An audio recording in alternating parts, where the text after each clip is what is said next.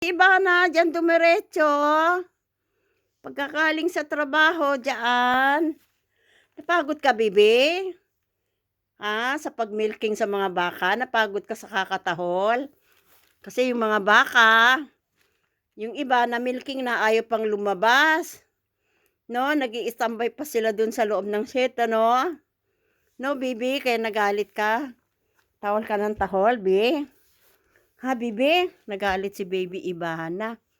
No? Wala si Kuya Joshua, tsaka si Daddy Bobby. Pagkagaling namin sa trabaho, dumiretso sa kabilang farm.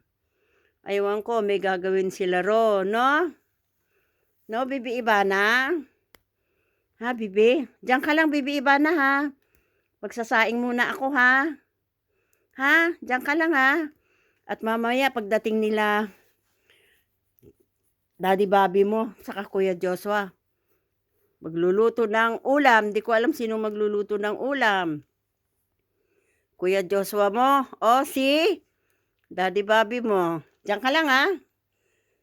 Diyan ka lang, Bibi. Bibi Ibana, diyan ka lang. Bye-bye. Love you, love you.